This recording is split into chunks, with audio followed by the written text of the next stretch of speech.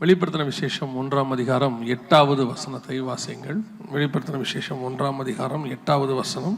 இருக்கிறவரும் இருந்தவரும் வருகிறவரும் ஆகிய சர்வ வல்லமை உள்ள கர்த்தர், நான் அல்பாவும் ஒமேகாவும் ஆதியும் அந்தமுமாயிருக்கிறேன் என்று திருவுளம் பற்றுகிறார். நல்ல தகப்பனே, சர்வ வல்லமையுள்ள எங்கள் ஆண்டவரே, இந்த அருமையான நாளுக்காக உமக்கு நன்றி. இந்த அதிகாலையிலே கூடி வந்து உம்மை ஆராதிக்கும்படி நீர் பாராட்டி இருக்கிற தயவுக்காக உமக்கு ஸ்தோத்திரம்.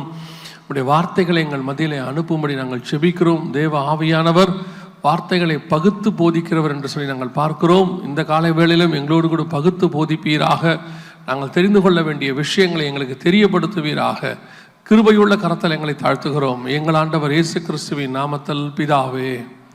அல்லேலூயா, அல்லேலூயா. இருந்தவரும் இருக்கிறவரும் வருகிறவரும் ஆகிய கர்த்தர், நம்முடைய ஆண்டவர் 3 காலங்களுக்கும் 3 நிலைகளுக்கும் அவர் உரியவராய் இருக்கிறார். Past tense, present tense, future tense என்று சொல்வார்கள். இருந்தவரும் இருக்கிறவரும் வருகிறவரும். பொதுவாக நீங்கள் இன்னைக்கு இந்த நாள் இந்த எல்லாமே ஒரு விசேஷித்த நாளாக இருக்கிறாங்க, கர்த்தரை மகிமைப்படுத்துகிற நாள். அதே நேரத்தில் இது ஒரு பண்டிகை கொண்டாட்டமாக பார்க்கிறோம். இந்த பண்டிகை கொண்டாட்டம் என்பது இருந்த தேவனுக்கானதாக இருக்கிறது. எப்படி? இருந்த தேவன் கர்த்தர் பிறந்தார் என்பதில் எந்த விதமான மாற்று கருத்தும் இல்லை. இயேசு பிறந்தார் என்பதற்கு ஆயிரக்கணக்கான சாட்சிகள் இருக்கிறது, ஆயிரக்கணக்கான சாட்சிகள் இருக்கு. ஆனால் பிறந்தது மட்டுமல்ல, அவர் பிறந்தார், இருக்கிறார், இனி வரப்போகிறார். இதுவும் 3ம் சேர்ந்தது தான் இயேசு கிறிஸ்து. அவர் 3 காலத்துக்கும் உரியவர். நித்தியம் என்று நாம் பார்க்கிறோம், எட்டர்னல் என்று சொல்வார்கள். அவர் நித்திய தேவனாக இருக்கிறார். அனாதி தேவனே உனக்கு அடைக்கலம். அந்த அனாதி தேவனாய் இருக்கிறவர், இருந்தவர், இருக்கிறவர், வரப்போகிறவர். இந்த 3ம் சேர்ந்தது தான் அனாதி தேவன், நித்தியம். பொதுவாக நாம் 2 காரியங்களை செய்கிறோம். 2 காரியங்களை குறித்து நாம் பார்க்கிறோம். ஒன்று, வந்தவர், அதாவது இருந்தவரை குறித்து நாம் அதிகமாக கான்சென்ட்ரேட் பண்ணுகிறோம். இந்த நாள் முழுக்க இருந்தவரை குறித்து. இது ஆக்சுவலாக பிறந்தார்னு சொல்கிறோம். பிறந்தார் என்பது இறந்த காலம். நாங்கள் பிறந்ததை இறந்ததுன்றீங்களேன்னு கேட்குறீங்களா? இயேசு பிறந்தார் என்பது எதில் வரும்? பாஸ்ட் டென்ஸ், மாற்றுக்கிறதே இல்லை. ஆனால் பிறந்ததை நாம் கொண்டாடுகிறோம். ஆனால் பிறந்ததை அறிவித்தவர்கள் இருக்கிறார்கள். அந்த பிறந்ததை அந்த நாளிலே பார்த்தவர்கள் இருக்கிறார்கள். அவர்கள் சாட்சி கொடுத்திருக்கிறார்கள். இயேசு சொல்கிறார் யோவானில் 5ஆம் அதிகாரத்தில், வேத வாக்கியங்களை ஆராய்ந்து பாருங்கள், அதில் நித்திய ஜீவன் என்று உண்டு என்று சொல்லுகிறீர்களே, அவைகள் என்னை குறித்து சாட்சி கொடுக்கிறது என்று சொல்லுகிறார்.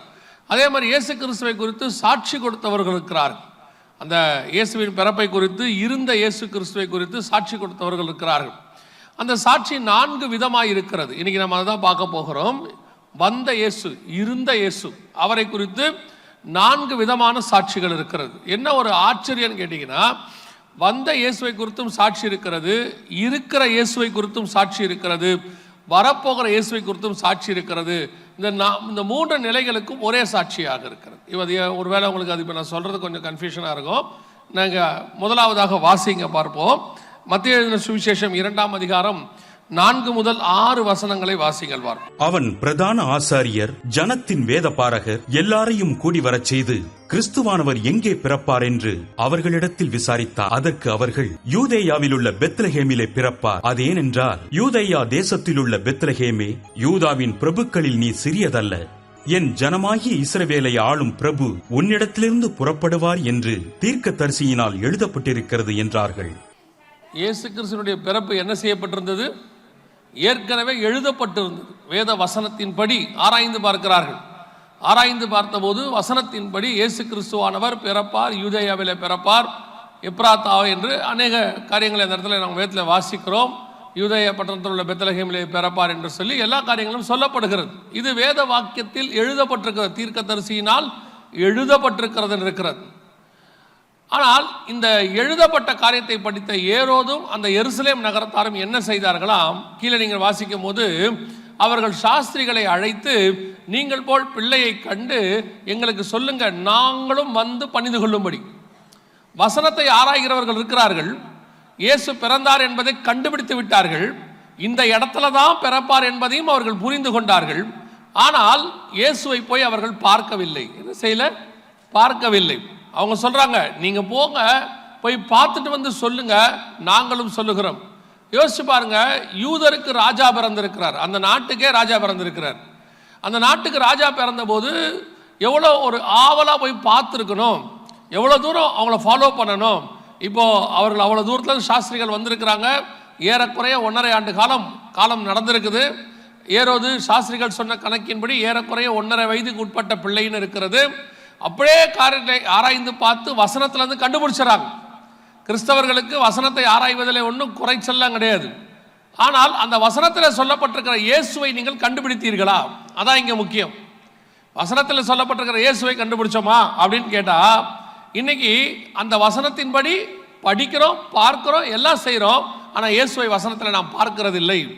காரணம், அவர்களுக்கு இன்ஃபர்மேஷன் இருக்கிறது. அந்த வசனத்தில் என்ன இருக்கு? இன்ஃபர்மேஷன், வாக்கு தத்தம் இருக்கு. இப்போ ஜனவரி மாதம் 1ஆம் தேதி வரப்போகுது, வாக்கு தத்தத்தை வாங்கிடுவீங்க. 2026க்கான வாக்கு தத்தம். ஆனால் அதற்கு பிறகு அந்த வசனத்துக்குள்ளே இருக்கக்கூடியதான தேவனுடைய திட்டம், செயல் அல்லது அவருடையதான தரிசனம், இது ஏதாவது நமக்குள்ள வருதா?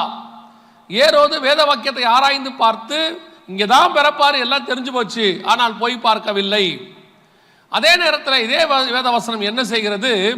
இன்னொரு காரியத்தை சொல்லுகிறது. வாசிங்க, 1 கொரிந்தியர் 15ஆம் அதிகாரம் 3-4 வசனங்களை வாசிங்கள் பார்ப்போம். நான் அடைந்ததும் உங்களுக்கு பிரதானமாக ஒப்புவித்ததும் என்னவென்றால், கிறிஸ்துவானவர் வேத வாக்கியங்களின்படி நமது பாவங்களுக்காக மரித்து அடக்கம் பண்ணப்பட்டு வேத வாக்கியங்களின்படி 3ஆம் நாளில் உயிர்த்தெழுந்து. நல்லா கவனிங்க, இயேசு கிறிஸ்துவானவர் பிறந்தார் என்பதற்கு வேத வாக்கியத்தில் எல்லா விதமான சான்று இருக்கிறது. ஏரோது என்ன செஞ்சிட்டாரு? அதை கண்டுபிடிச்சிட்டாரு, ஆனா போய் பார்க்கல. ஆனா பவுல் வேத வாக்கியத்தின்படி எழுதியிருக்கிறபடி இயேசு உயிர்த்தெழுந்தார் என்பதை கண்டுபிடித்து விட்டார். பவுலுடைய ஊழியம் மற்ற ஊழியங்களை பார்க்கிலும் ரொம்ப பெருசா இருந்துச்சு நிறைய பேர் சொல்றாங்க. அதற்கு என்ன காரணம் என்றால், ஒரு கமெண்ட்ரி இப்படி சொல்லுது, பவுல் சொன்னதாக அவரை குறித்து இவங்க எல்லோரும் உயிரோடு இருந்த இயேசுவை பார்த்தவர்கள், அவர் மட்டும்தான் உயிர்த்தெழுந்த இயேசுவை பார்த்தவர். உயிர்த்தெழுந்த இயேசுவோடு கூட அவர் பார்த்திருக்கிறார். அதனால் அவர் அதிகமாக நான் ஊழியம் பண்ணுவேன் என்று சொன்னாராம். கவனிங்கள், வேத வாக்கியத்தில் இயேசு பிறந்தார் என்பதற்கு ஆதாரம் இருக்கிறது. நாம் அந்த ஆதாரத்தை வைத்துக் கொண்டுதான் இவ்வளோ காரியங்களை செஞ்சுக்கிட்டு இருக்கிறோம். ஆனால் இயேசு பிறந்தார், வளர்ந்தார், மரித்தார், இப்ப எப்படி இருக்கிறாரு? இருந்தவர் இருக்கிறவர். எப்படி இருக்கிறாரா? உயிர்த்தெழுந்திருக்கிறார்.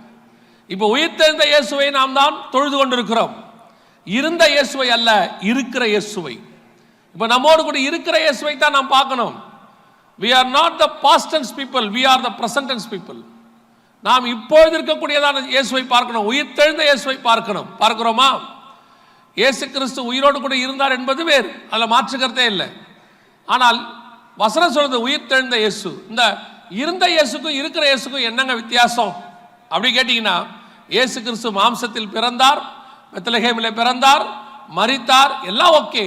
இப்போ உயிர்த்தெழுந்த பிறகு அவர் யூதருக்கு ராஜா அல்ல, உயிர்த்தெழுந்த பிறகு அவர் மரியாளின் மைந்தன் அல்ல, உயிர்த்தெழுந்த பிறகு அவர் தச்சனின் மகன் அல்ல, உயிர்த்தெழுந்த பிறகு அவர் இயேசு அல்ல, உயிர்த்தெழுந்த பிறகு தேவகுமாரனாய் மாறி உங்களுக்கும் எனக்கும் சர்வ லோகத்துக்கும் தேவனாக இருக்கிறார்.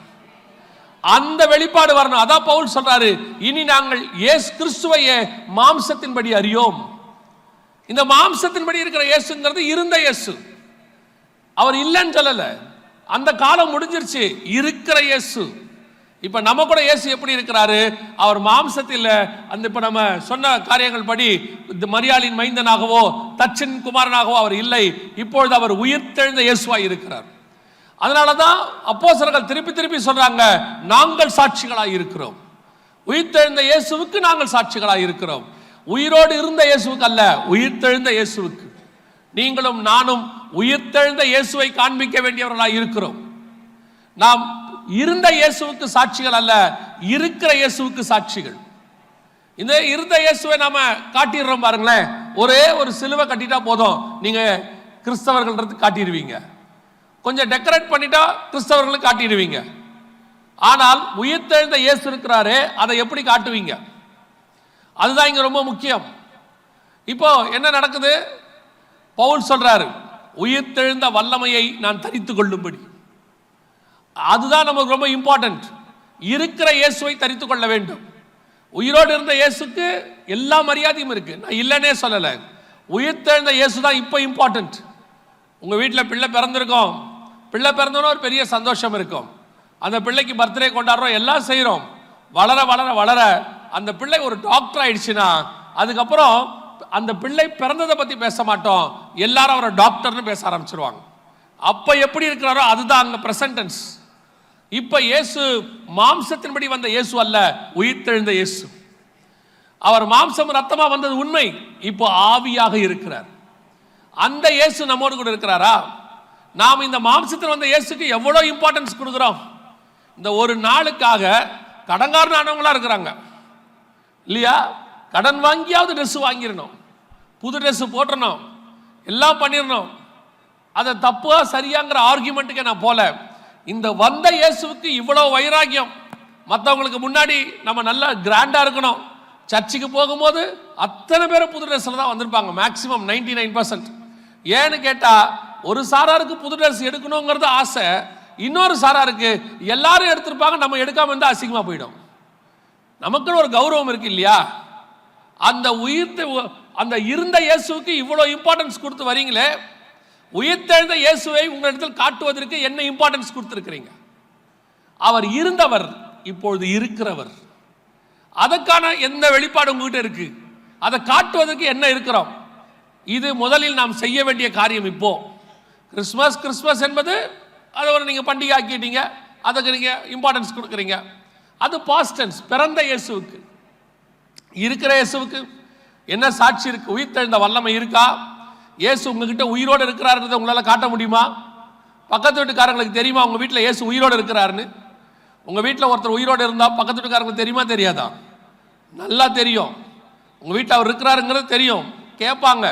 திடீர்னு வீட்டில் சொந்தக்காரங்க ஒருத்தர் வந்துட்டாங்கன்னா பக்கத்து வீட்டுக்காரங்க கேட்பாங்க, என்ன உங்கள் வீட்டில் ஒரு சவுண்டு கேட்குது, வேற யாரும் வந்திருக்கிறாங்களோ அப்படின்னு கேட்பாங்க. ஒரு ஆள் வீட்டுக்குள்ளே இருந்தால் எல்லாருக்கும் தெரியும். அப்போ இயேசு உங்கள் வீட்டுக்குள்ளே இருந்தால் தெரியணும். உயிரோடு கூட இயேசு உங்கள் வீட்டில் இருந்தால் எல்லாருக்கும் தெரியணும். தெரியுதா? இருந்த இயேசு தெரிகிறாரு. சிலுவையை தொங்க விட்டோடனே அல்லது ஸ்டாரை தொங்க விட்டோடனே தெரிஞ்சிடுறாரு. அவங்க கிறிஸ்தவங்க, அவங்க இயேசுவை ஏற்றுக்கொண்டவங்க, எல்லாம் தெரிஞ்சிடும். ஆனால் இன்னைக்கு இயேசு உங்களோடு கூட உயிரோடு இருக்கிறார் என்பதை உங்களுக்குள்ள இருந்து காட்ட முடியுதா? அதனாலதான் பவுல் திருப்பி திருப்பி சொல்வாரு, அவரை அறிகிற அறிவின் மேன்மைக்காகவும் உயிர்த்தெழுந்த வல்லமையை தரித்து கொள்வதற்கும் எல்லாவற்றையும் நஷ்டமும் குப்பையும் என்று நான் விட்டேன். எப்படியாவது உயிர்த்தெழுந்த இயேசுவை எனக்குள்ள இருந்து காட்டணும். இதான் அவருடையது. இப்போ வேத வாக்கியம் சொல்லுது இயேசு இருந்தார். இப்போ 1 கொரிந்தியர்ல வாசிச்சோம், வேத வாக்கியம் சொல்லுது அவர் வசனத்தின்படி உயிரோடு கூட எழுந்தார். அதை விட முக்கியம் இன்னும் ஒன்று இருக்கு, அது ரொம்ப இம்பார்ட்டன்ட். வாசிங்க 1 தெசலோனிக்கேயர் 4:16-17 வாசிங்க. ஏனெனில் கர்த்தர் தாமே ஆரவாரத்தோடும் பிரதான தூதனுடைய சத்தத்தோடும் தேவ எக்காலத்தோடும் வானத்திலிருந்து இறங்கி வருவார். அப்பொழுது கிறிஸ்துவுக்குள் மரித்தவர்கள் முதலாவது எழுந்திருப்பார்கள். பின்பு உயிரோடு இருக்கும் நாமும் கர்த்தருக்கு எதிர்கொண்டு போக மேகங்கள் மேல் அவர்களோடே கூட ஆகாயத்தில் எடுத்துக் கொள்ளப்பட்டு இவ்விதமாய் எப்பொழுதும் கர்த்தருடனே கூட இருப்போம். அதான் ரொம்ப இம்பார்ட்டன்ட். இவ்விதமாய் எப்பொழுதும் கர்த்தரோடு கூட இருப்போம். ஆகையால் இந்த வார்த்தைகளினாலே ஒருவரை ஒருவர் தேற்றுங்கள். வேத வாக்கியத்தின்படி இயேசு பிறந்தார், வேத வாக்கியத்தின்படி இயேசு உயிர்த்தெழுந்தார், இருந்தவர் இருக்கிறவர். வேத வசனம் சொல்லுகிறது, இந்த வார்த்தையினாலே ஒருவரை ஒருவர் தேற்றிக்கொள்ளுங்கள். எந்த வார்த்தையில? இருந்த இயேசு, இருக்கிற இயேசு மீண்டும் வரப்போகிறார். அல்லேலூயா. இந்த வார்த்தையினாலே தேற்றிக்கொள்ளுங்கள். இருக்கிற இயேசுவுக்கு சாட்சியா இருக்க வேண்டியது அவசியம். அதை விட முக்கியம், வரப்போகிற இயேசுவோடு கூட போக வேண்டும். இருந்தவரும் இருக்கிறவரும் வரப்போகிறவரும் ஆகிய. இப்போ வசனம் சொல்லுது அவர் பிறப்பதற்கு சாட்சி இருக்கு. ஏசாயா தீர்க்க தரிசனம் சாட்சி இருக்கு. அவர் உயிரோடு கூட எழும்பதற்கு சாட்சி இருக்கிறது. அதே நேரத்தில் உங்களுக்கும் எனக்கும் வரப்போகிற இயேசு பத்தின வசனம் இருக்கு. அந்த வசனத்துக்கு நீங்க என்ன ரெடியா இருக்கிறீங்க? இருந்த இயேசு எழுதி கொடுத்துருக்காங்க, அதை நீங்க ரொம்ப இம்பார்ட்டண்டா படிச்சு அதுக்கு இவ்வளோ காரியம் செய்றீங்க. நல்லது, அது உங்களுடைய விருப்பம். வசனத்தின்படி இயேசு பிறந்தாருங்கிறத நம்புறீங்க, உயிர்த்தெழுந்தாருங்கிறதையும் நம்புறீங்க. அதுக்கு சாட்சியா நீங்க என்ன செய்ய போறோங்கிறத பார்க்கணும். அதை விட முக்கியம், வசனம் சொல்லுது இந்த வார்த்தைகளினாலே ஒருவரை ஒருவர் தேற்றிக்கொள்ளுங்கள். எந்த வார்த்தை? இருந்த இயேசு, இருக்கிற இயேசு, வரப்போகிற இயேசு. அப்ப அந்த வரப்போகிற இயேசுவை சந்திப்பதற்கு நாம் எப்படி இருக்கிறோம்? அதுக்கு இன்னைக்கு நம்ம ஆயத்தமா இல்லையே. இன்னைக்கு நம்ம இருந்த இயேசுக்கு தானே இவ்வளோ இம்பார்ட்டன்ஸ் கொடுத்துட்டு இருக்கிறோம். கொடுக்க வேணாம்னு சொல்லலை, கொடுங்க. அதை விட முக்கியம், வரப்போகிறவர் சந்திக்கணும். இஸ்ரவேல் ஜனங்கள் வந்த இயேசுவை விட்டு விட்டார்கள். முதலாவது அவர் வந்தபோது அவர் தான் இருந்த இயேசு, பிறந்தார், வளர்ந்தார், 33 வருஷம் அவங்களோட இருந்தார், விட்டுட்டாங்க. விட்ட பிறகு இதுக்கப்புறம் அவங்களுக்கு அவர் கிடைக்கிறதுக்கு எவ்வளவு நாள் ஆகும் பாருங்க. அவங்களுக்காக திருப்பி இன்னொரு தடவை மொத்தமா வரப்போகிறார். ஆனா உங்களுக்கு எனக்கு ஒரே தடவை தான், ஒரு இமை பொழுதுல, ஒரு நிமிஷத்துல நாம் மறுரூபமாக போகிறோம். அப்போ இருந்த இயேசுக்கு இவ்வளோ முக்கியத்துவம் கொடுக்குறீங்களே, அது டெம்பரவரி. வருஷத்துல ஒரு நாள் தான் உங்களுக்கு நினைவு கூறுறீங்க இருந்த இயேசுவை. மிச்சம் 364 நாளும் இருக்கிற இயேசுவை நினைக்கணும். ஏன்னா நான் வருமளவும் என்னை நினைவு கூறும்படி இதை செய்யுங்கள் என்றார். ஆனால் ஒவ்வொரு நாளும் வரப்போகிற இயேசுவுக்கு தான் நீங்கள் காத்திருக்க வேண்டும். நீங்கள் கிறிஸ்தவர்களாக இருக்கிறதுனால சிலுவையோ அல்லது ஸ்டாரோ அல்லது டெக்கரேஷனோ அல்லது புது ட்ரெஸ்ஸோ நீங்கள் போடுங்கள், அது உங்க இஷ்டம், நான் இல்லைன்னு சொல்லல. இது எதுவுமே வரப்போகிற இயேசுவை சந்திப்பதற்கு உபயோகப்படாது. இது இன்னைக்கு ஒரு சந்தோஷம், ஒரு நாள். இன்னைக்கு தின்னாதான் அது பிரியாணி இல்லையா? மற்ற நாளில் சாப்பிட்றதுலாம் சாதா பிரியாணி. இன்னைக்கு சாப்பிட்றதுக்கு பேரு ஃபெஸ்டிவல் பிரியாணி. இருந்துட்டு போட்டோம். மற்ற நாளில் கேக் சாப்பிட்டா அது நார்மல் கேக்கு, இன்னைக்கு சாப்பிட்டா கிறிஸ்மஸ் கேக்கு. நம்ம என்ன மற்ற நாளில் பிரியாணி திங்காமையா இருக்கோம்? நம்ம ஒரு காலத்துலயாவது பிரியாணி கிடைக்கிறது கஷ்டம். இப்போ அப்படிலாம் கிடையவே கிடையாது. மூளைக்கு மூளை, முடுக்கு முடுக்கு 24 மணி நேரம் கிடைக்குது. காலைல 3 மணிக்கும் கிடைக்குது, 6 மணிக்கும் கிடைக்குது. அதை இன்னைக்கு சாப்பிட்டா கிறிஸ்மஸ் பிரியாணி, நாளைக்கு சாப்பிட்டா பழைய பிரியாணி. எப்படி மிச்சம் மீதி நாளைக்கு வைக்க தானே போறிய? ஆமா. இதுக்கெல்லாம் இருக்கட்டும், வரப்போகிற இயேசுக்கு அதுக்கு நம்ம என்ன கான்சென்ட்ரேட் பண்ணியிருக்கிறோம்? அவரை சந்திப்பதற்கு எந்த அளவுக்கு ஆயத்தப்பட்டிருக்கிறோம்? அதான் ரொம்ப முக்கியம். முதலாவதாக வேத வாக்கியத்தை ஆராய்ந்து பார்த்து வந்த இயேசுவை ஏரோது விட்டுட்டான், இஸ்ரவேல் ஜனங்கள் விட்டுட்டாங்க. உயிர்த்தெழுந்த இயேசுவை நாம் பிடித்து கொண்டிருக்கிறோம், நல்லது. அதற்கு சாட்சியா இருக்க வேண்டும். அதை விட முக்கியம், வரப்போகிற இயேசுவுக்கு நாம் எப்படி காத்திருக்கிறோம்ங்கிறது முக்கியம். அல்லேலூயா. இரண்டாவது ஒரு கூட்டம் சாட்சி கொடுத்தது இருந்தவருக்கு.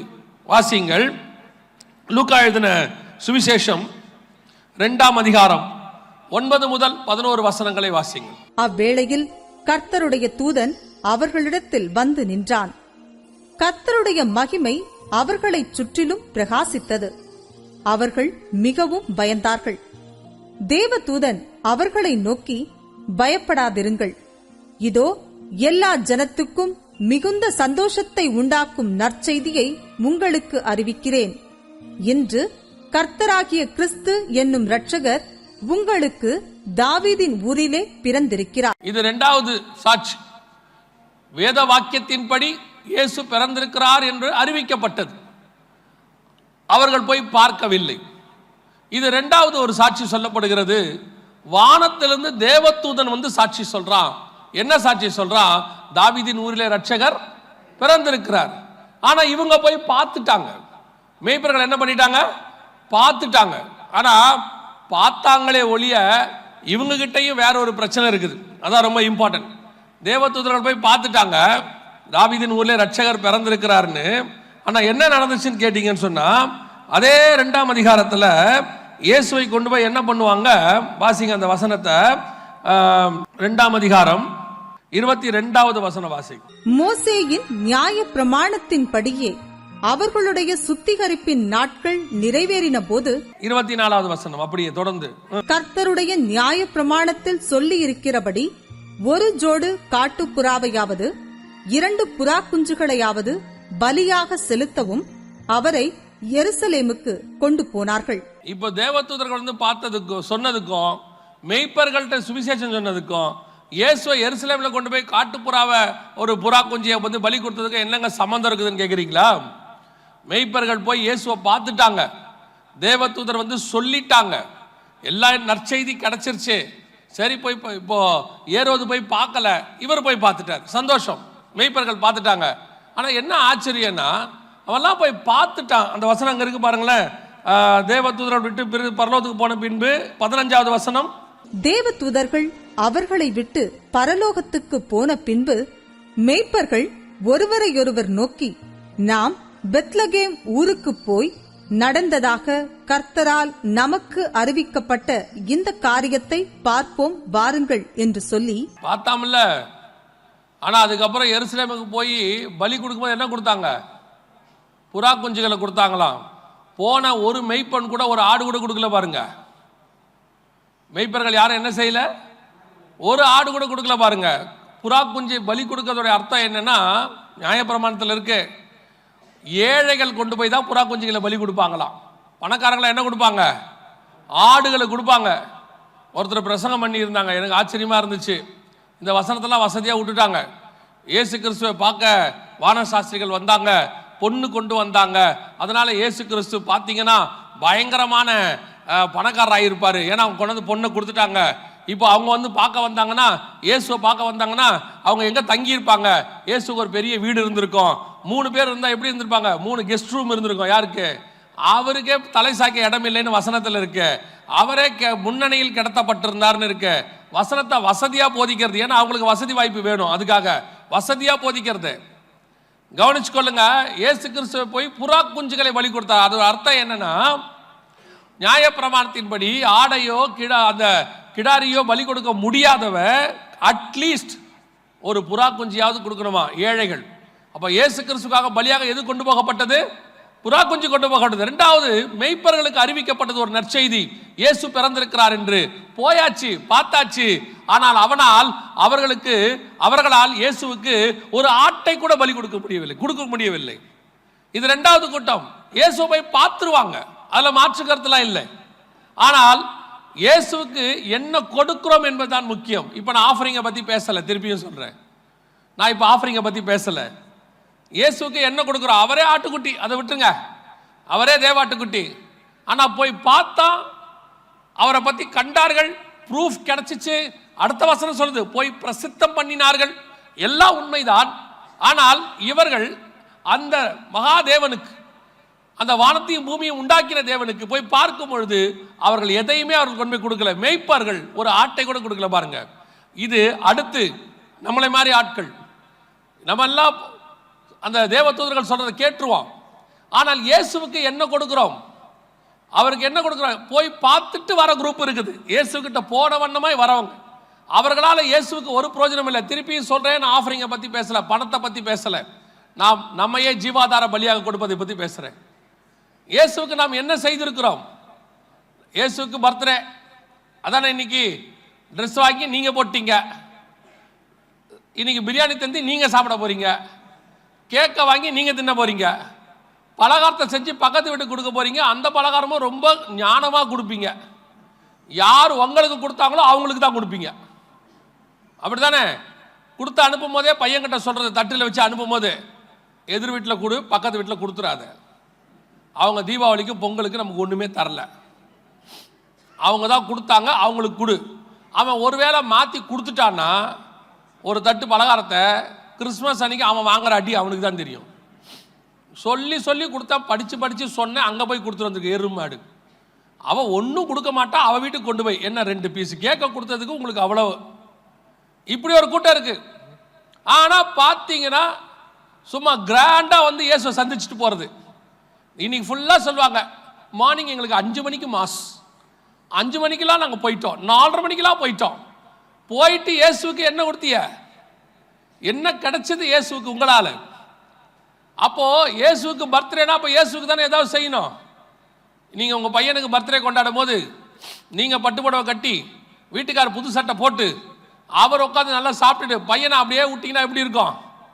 அழுக்கு சட்டையோட. அவங்க கேட்பான், யாருக்கிட்ட பர்த்டே கொண்டாடுறிய? அப்பாவும் அம்மா உட்காந்து நல்லா திங்குறிய, எனக்கு ஒன்றும் கொடுக்க மாட்டீங்க. நீங்கள் சொல்லணும், உன் நிமித்தம் நாங்கள் சந்தோஷப்பட்டிருக்கிறோம், ஆகவே நாங்களே ட்ரெஸ் போட்டுக்கிறோம். இப்போ இயேசுநாதர் நிலைமை இதுதான். மேய்ப்பன் போய் பார்த்துட்டு வரா, அவருக்கு ஒரு ஆடு கொடுக்க முடியல அவனால. அப்போ இயேசுவோடைய பர்த்டேக்கு நீங்கள் என்ன செஞ்சீங்க? இப்போ நாங்கள் என்னங்க செய்யறது? அவர் இருந்தவர் தானே, இருக்கிற இயேசுக்கு நாங்கள் என்ன செய்யணும்? அவர் தான் ஆவி ஆயிட்டாரே. இப்போ அவருக்கு என்ன ட்ரெஸ் எடுக்க முடியுமா? அவருக்கு என்ன நாங்கள் வேற ஏதாவது செய்ய முடியுமா? செய்யலாம், நல்லா செய்யலாம். ஒரே ஒரு வசனம் இயேசு அழகா சொல்லிட்டு போயிட்டாரு, இந்த தரித்திரரில் வறியவர்களில் அவர்களுக்கு என்ன செய்கிறீர்களோ அதை எனக்கே செய்கிறீர்கள். கிறிஸ்மஸ்ங்கிறது, உங்க பாஷையில் சொல்றேன், கிறிஸ்மஸ்ங்கிறது the day of sacrifice. இயேசு கிறிஸ்து என்கிற ரட்சகர் பிறந்தார். அனைத்து ஜனங்களுடைய பாவத்தை சுமந்து தீர்க்கிறவர் பிறந்தார்னு இருக்கு. ரட்சகர் பிறந்திருக்கிறார் தாவீதின் ஊரிலே. அப்போ இயேசு கிறிஸ்துவோட பர்த்டேவை கொண்டாடுறீங்கன்னா உங்களுக்கு ட்ரெஸ் எடுக்கிறது உங்க இஷ்டம். எடுக்க வேண்டியது இல்லாதவனுக்கு முதல்ல அவனுக்கு தான் எடுக்கணும். எடுத்துட்டு தான் உங்களுக்கு எடுக்கணும். நம்ம வீடுகளெல்லாம் ஒரு பழக்கம் உண்டு, இப்போ குறைஞ்சிருச்சு, முன்னாடி உண்டு. சம்பளம் வந்த உடனே தசம பாகத்தை ஒரு கவரில் போட்டு ஃபஸ்ட்டு வச்சுருவாங்க. முதல்ல வச்சுட்டு அதுக்கப்புறம் தான் மிச்சத்தை செலவு பண்ணுவாங்க. அது இந்த ஜென்ரேஷனில் கிடையாது, போன ஜென்ரேஷனில் உண்டு. சம்பளம் வந்த உடனே அந்த சொல்லுவாங்க, எப்போ தசமாக எடுத்துருங்கப்பாங்க, எடுத்து வச்சுருவாங்க. அந்த ஃபர்ஸ்ட் ப்ரிஃபரன்ஸ். அதே மாதிரி தான் இன்னைக்கு இயேசுவுக்கு ஃபர்ஸ்ட் ப்ரிஃபரன்ஸ். என்ன கொடுத்தீங்க? எத்தனை பேர் ஒரு ஏழைகளை போய் பார்த்தீங்க? எத்தனை பேர் இல்லாதவங்களுக்கு எடுத்து கொடுத்தீங்க? உங்கள் சர்ச்சிலே இருப்பாங்க தானே, உங்களுக்கு தெரிஞ்சு பக்கத்தில் எத்தனை பேர் இருப்பாங்க, எத்தனை ஏழைகள் இருப்பாங்க, கஷ்டப்படுறவங்க இருப்பாங்க. ஏன் இன்னைக்கு ஒரு நாள் அவங்களுக்கு போய் செலவு பண்ண என்ன? வருஷம் நம்ம தான் எல்லாத்தையும் எடுத்துக்கிறோமே, சரி இந்த வருஷம் கூட எடுத்துக்கோங்க. ஏன் ஏழைகளுக்கு போய் செய்யக்கூடாது? அவனுக்கு செய்யறது தான் இயேசுவுக்கு செய்வது. ஒரு மேய்ப்பர்கள் போய் பார்த்துட்டு ஒரு ஆட்டுக்குட்டி கூட கொடுக்கலையாமா? இயேசு புறா குஞ்சுகளை கொண்டு போய் பலி கொடுத்தார்கள் இருக்க. அப்படி ஒரு கூட்டம் தான் இன்னைக்கு பெரும்பான்மையா இருக்கு இயேசு கிட்ட வராங்க. இவங்களை பொறுத்த வரைக்கும் ஒரு காசு ஒரு காணிக்க போட்டாச்சுன்னா அவங்களுக்கு எல்லாம் முடிஞ்சிருச்சு. போய் 5000 10,000க்கு ட்ரெஸ் எடுக்கிறது, அன்னைக்கு ஒரு நாளைக்கு மட்டும் பல செலவு. இப்போ போகும்போதே கறிக்கடையில் சொல்லிட்டு தான் வந்திருப்பாங்க. வரும்போது அவ்வளோ ஞானம்லாம் இருக்கு.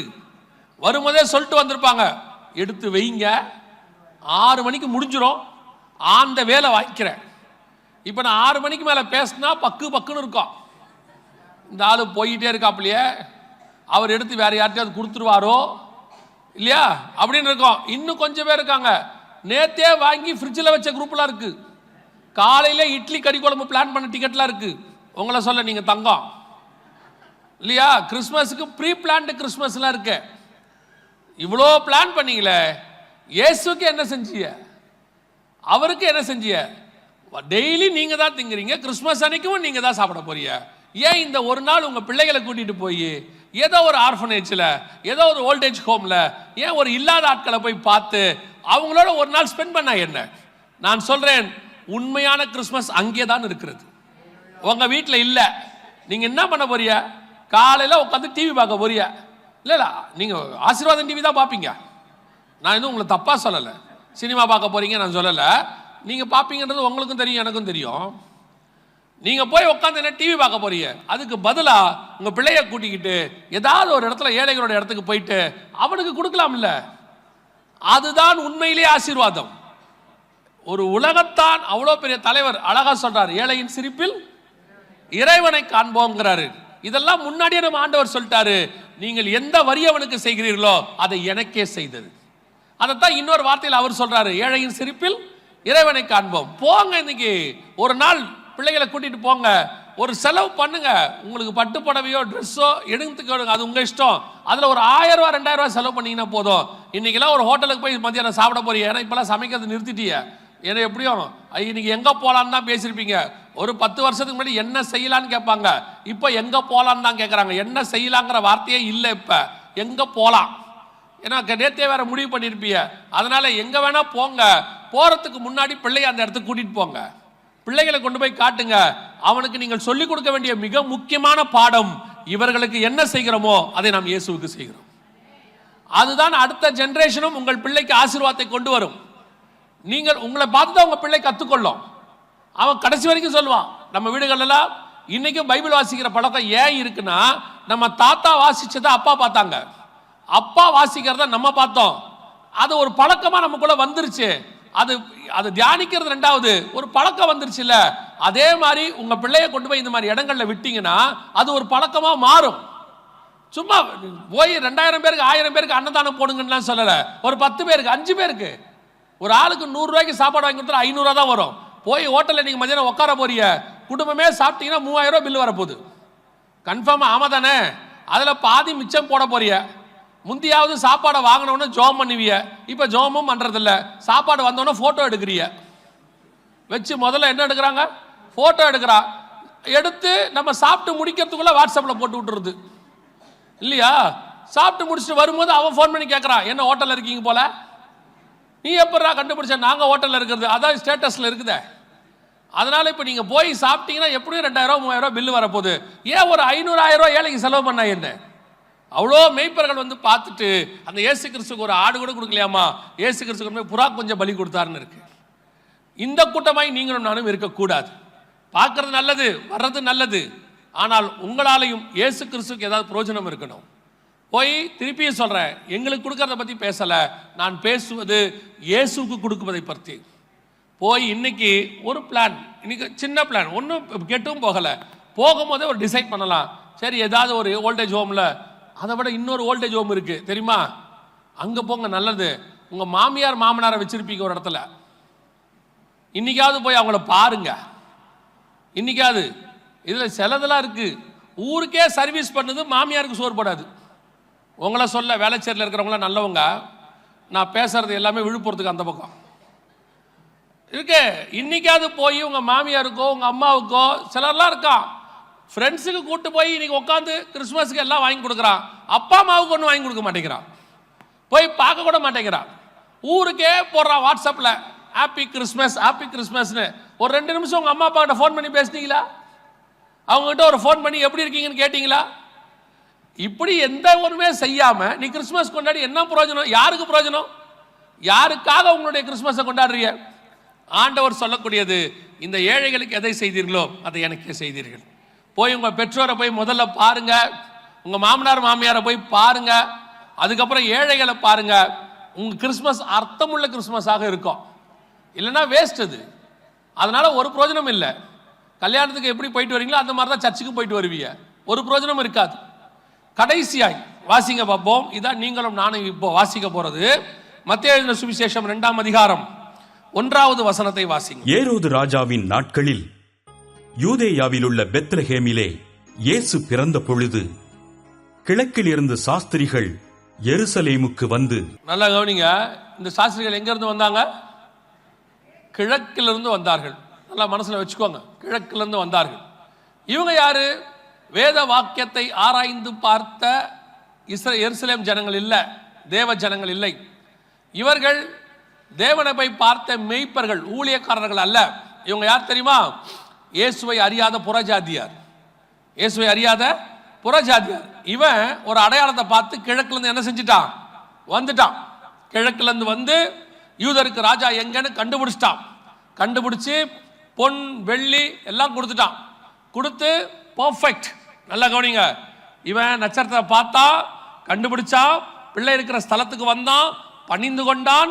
அதற்கு மட்டுமல்ல, பொன் தூப வர்க்கம் வெள்ளை போலம் எல்லாம் கொடுத்து பர்ஃபெக்ட் பண்ணிட்டு கர்த்தருடைய சித்தத்தை கேட்டு அவன் திரும்பி போயிட்டான். பர்ஃபெக்டான மனுஷன் யாருன்னு கேட்டீங்கன்னா புறஜாதி மக்கள், கிழக்கிலிருந்து வந்தவர்கள். இந்த கிழக்கிலிருந்து வந்தவங்க கோஷ்டியில தான் நீங்களும் நானும் இருக்கிறோம். எப்படிங்க சொல்றீங்கன்னா, அமைப்பின்படி சொல்றேன். அமைப்பின்படி எருசலேமுக்கு கிழக்கே இருக்கிற கடைசி நாடு இந்தியா தான். இந்தியாவும் சைனாவும் தான் எங்க இருக்கு? கடைசியா இருக்கு. அதுக்கப்புறம் வங்காள விரிகுடா இருக்கு. அதுக்கப்புறம் இருக்கிறதுலாம் தீவுகள், சிங்கப்பூர், மலேசியால சின்ன சின்ன தீவு. பெரிய நாடுங்கிறது துணை கண்டம் அப்படிங்கிறது இந்தியா தான் லாஸ்ட், சைனா தான். அப்போ என்ன எழுதியிருக்கிறாங்கன்னா, இயேசுவை பார்க்க வந்தவங்க ஈரான்ல இருந்தோ சைனால இருந்தோ இந்தியால இருந்தோ போயிருக்கணும். அதான் கிழக்குல இருந்து வந்த சாஸ்திரிகள்னு எழுதுறாங்க.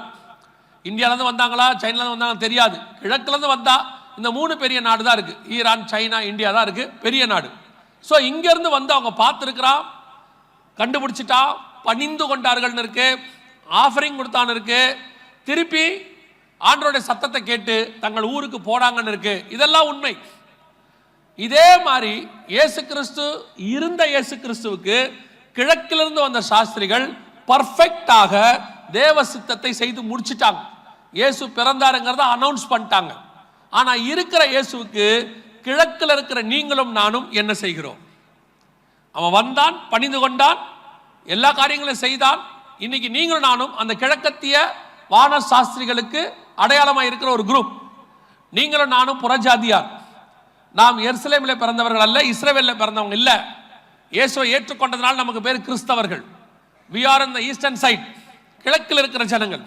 அவன் போய் பணிந்து கொண்டு அவரை பார்த்துட்டு எல்லா வேலையும் செஞ்சா மாதிரி இருந்த கர்த்தருக்கு, பிறந்த இயேசுவுக்கு அவங்க எவ்வளவு பர்ஃபெக்டா காரியங்களை செஞ்சு முடிச்சாங்களோ அதே மாதிரி இருக்கிற இயேசுவுக்கு எல்லாவற்றையும் செய்ய வேண்டிய பொறுப்பு உங்களுக்கும் எனக்கும் இருக்கு. நீங்க நானும் செஞ்சிருக்கிறோமா? திருப்பி ஆண்டவர் கேட்கிறார், நீங்களும் நானும் அவர்களுக்கு சாட்சியை கொடுக்க வேண்டும், நீங்களும் நானும் அவரை பணிந்து கொள்ள வேண்டும், நீங்களும் நானும் அவருக்கு உகந்ததை கொடுக்க வேண்டும், கர்த்தருடைய சத்தத்துக்கு கீழ்ப்படினோம். the perfect eastern people, கர்த்தர் விரும்புகிற அந்த கிழக்கத்திய சாஸ்திரிகளும் நீங்களும் நானும் தான். அவர்கள் இருந்த இயேசுவுக்கு சாட்சி கொடுத்தார்கள். நீங்களும் நானும் உயிர்த்தெழுந்த இயேசுவுக்கு சாட்சி கொடுக்க வேண்டும். அல்லேலூயா. இப்ப பாருங்க, நம்ம போல ஒருத்தன் கிழக்குல இருந்து சாட்சி கொடுக்கிறான் பாருங்க. வாசிங்க யோபுவின் புஸ்தகம் 19ஆம் அதிகாரம் 25வது வசனம் வாசிங்க. என் மீட்பர் உயிரோடு இருக்கிறார் என்றும் அவர் கடைசி நாளில் பூமியின் மேல் நிற்பார் என்றும் நான் அறிந்திருக்கிறேன். இப்போ இந்த கிழக்குல இருந்து வந்தவங்களை பத்தி சொல்லும் போது ஏன் யோபுவை பத்தி பேசுறீங்க அப்படின்னு கேட்டீங்கன்னா, யோபு வேற யாரும் இல்ல, கிழக்கத்திய புத்திரர்களில் யோபு யார் இருக்காரா? மிகச் சிறந்தவராக இருக்கிறார்னு சொல்லப்படுது. யோபுவின் புஸ்தகம் 1ஆம் அதிகாரத்தை நீங்க வாசிச்சு பாருங்க.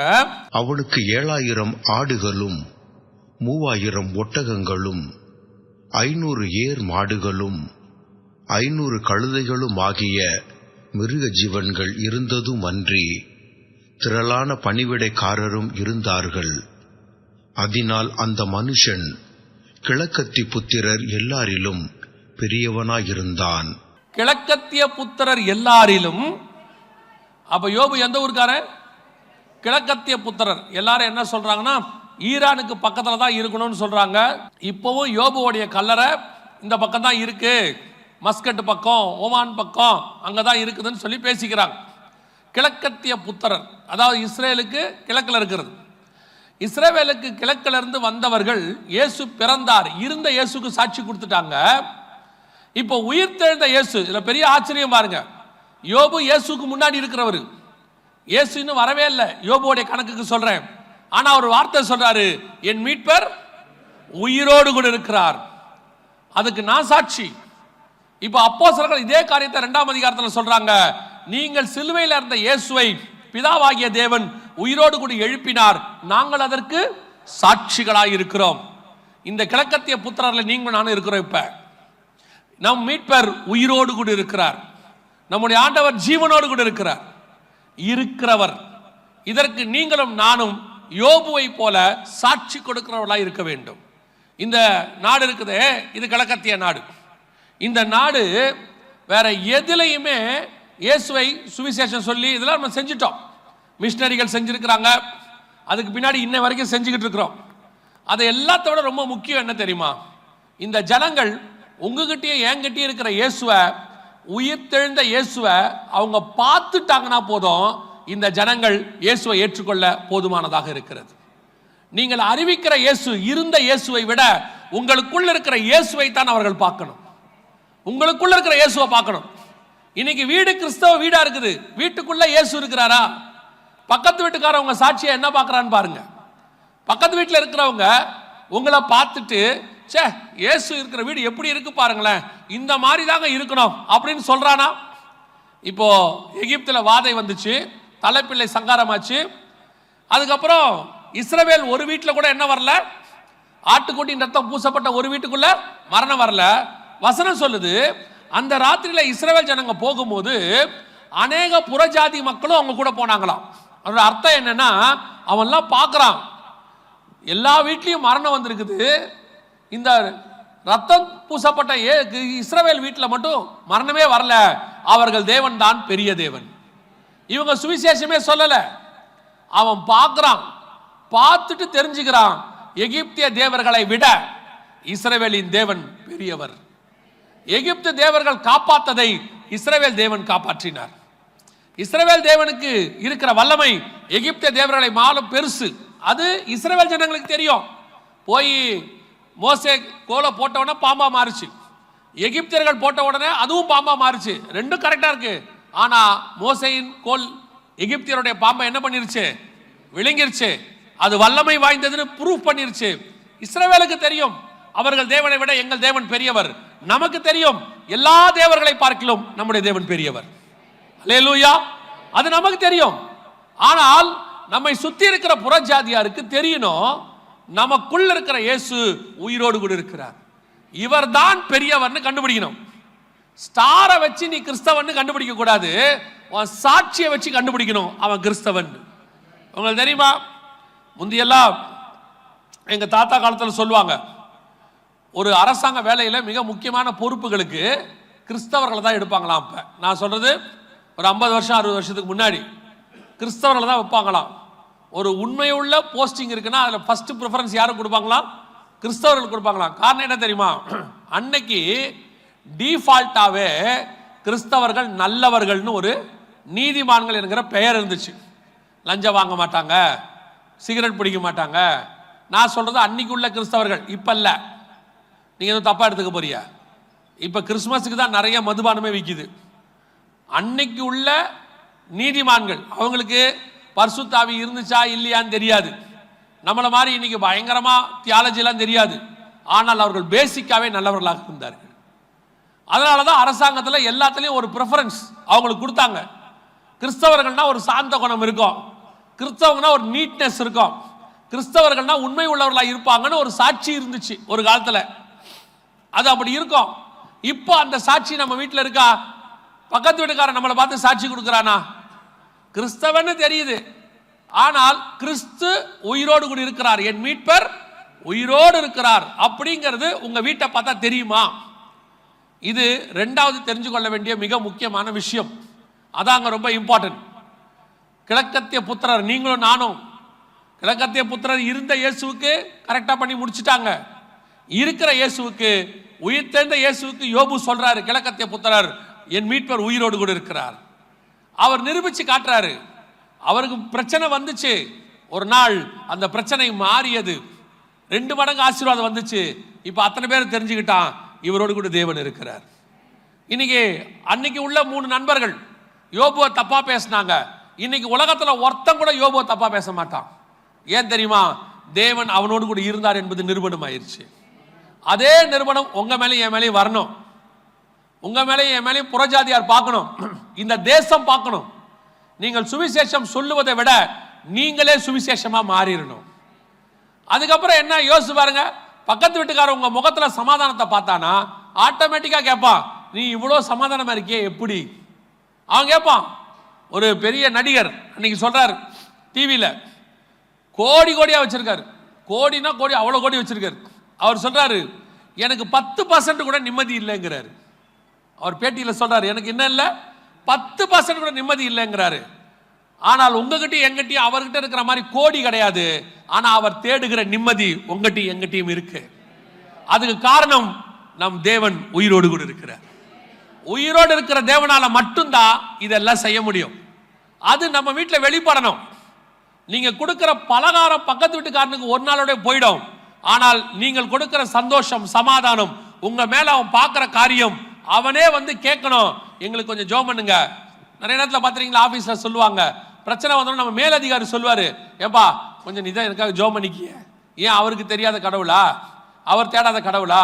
ஏன் நம்ம கிட்ட வந்து சொல்றாருன்னா அவருக்கு நல்லா தெரியும் இவர்கள் ஜெபம் பண்ணா அது நடக்கும்.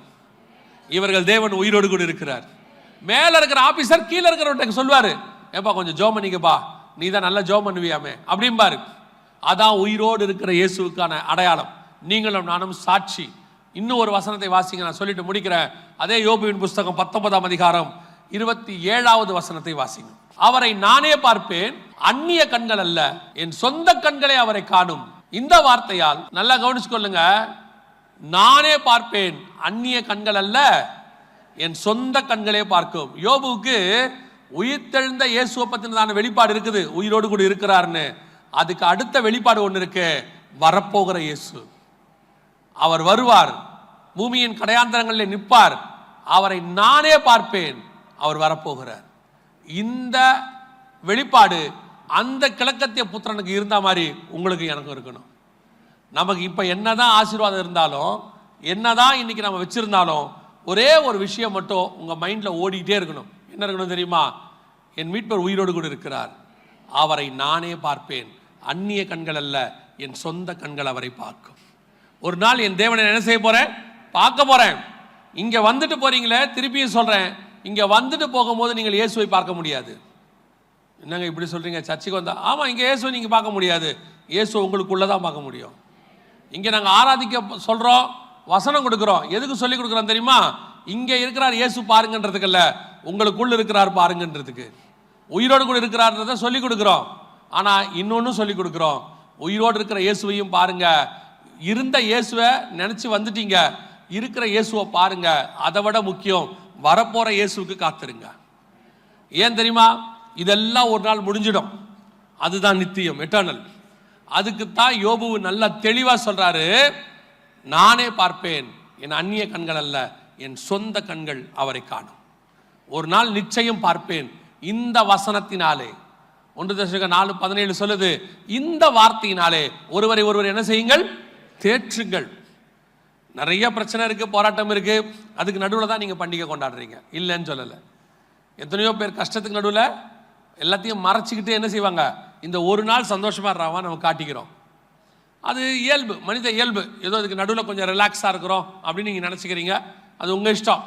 ஆனால் இந்த டெம்பரவரி சந்தோஷத்துக்காக நீங்கள் படுறீங்களே, நமக்கு ஒரு பர்மனன்ட் சந்தோஷம் வருகிறது. நம்முடைய தேவன் வந்து நிற்க போகிறார். வானத்திலே அவருடைய சத்தத்தை நாம் கேட்க போகிறோம்.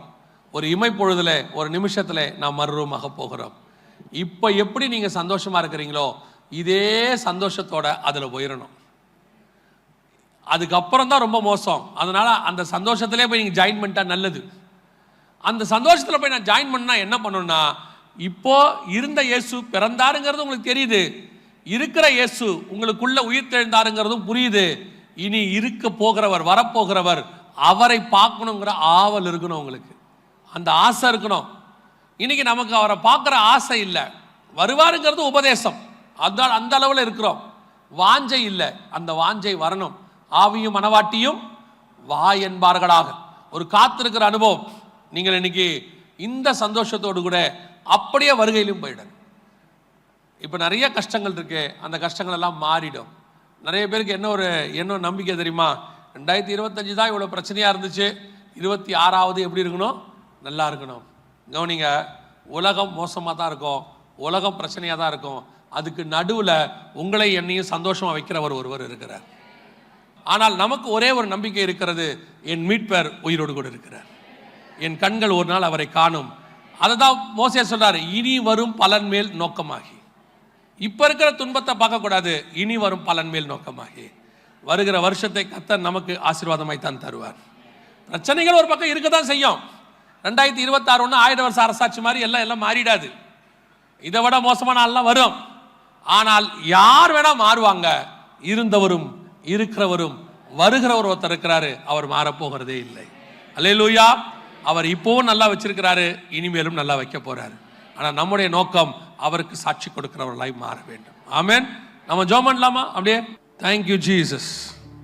நன்றி ஆவியானவரே. ஆண்டவரே, நீர் எங்களை உண்டாக்கினதனுடைய நோக்கம் ஒரு நாளும் நீர் எங்களை வேதனைப்படுத்த வேண்டும் என்று உண்டாக்கவே இல்லை ஆண்டவரே. நாங்கள் ஒரு நாள் மட்டும் சந்தோஷமாக இருக்க நீர் எங்களை உண்டாக்கவில்லை ஆண்டவரே. ஒவ்வொரு நாளும் நாங்கள் சந்தோஷமாக இருக்க விரும்புகிறீர். எல்லா நாளும் நாங்கள் உம்மோடு கூட இருக்க விரும்புகிறீர் ஆண்டவரே. இந்த கிழக்கத்திய புத்திரர்களில் நாங்களும் ஒருவராய் இருக்கிறோம். அந்த பூரணப்பட்ட கிழக்கத்திய புத்திரர்களை போல ஆண்டவரே, ஆண்டவரே, இருந்த இயேசுவுக்கும் இருக்கிற இயேசுவுக்கும் வரப்போகிற தேவனுக்கும் நாங்கள் சாட்சிகளாய் இருக்க கர்த்தர் கிருபை பாராட்டும். இங்க இருக்கிற ஒவ்வொரு ஜனங்களையும் ஒப்பு கொடுக்கிறோம். இந்த ஆண்டு முழுவதும் நீ நடத்தி கொண்டு வந்துட்டீங்க ஆண்டவரே. இன்னும் சில நாட்களே பாக்கி இருக்கிறது. இம்மட்டும் நடத்தின இமானுவேலர் இனிமேலும் நடத்த நீர் போதுமானவராய் இருப்பதுக்காக ஸ்தோத்திரம். வருகிற நாட்களிலே உம்முடைய கரம் கூட இருந்து நடத்தட்டும். இந்த வருஷத்துல இருந்த எல்லா பிரச்சனைகளும் மாறட்டும். இதுக்கு நடுவில் நடத்தி கொண்டு நீர் தகப்பன் தன் பிள்ளையை சுமந்து கொண்டு போவது போல சுமந்து கொண்டு போக போற தயவுக்காய் நன்றி. பொறுப்பெடுத்துக் கொள்ளும், வழி நடத்தும், ஆசீர்வதியும். இயேசு கிறிஸ்துவின் நாமத்தில் பிதாவே.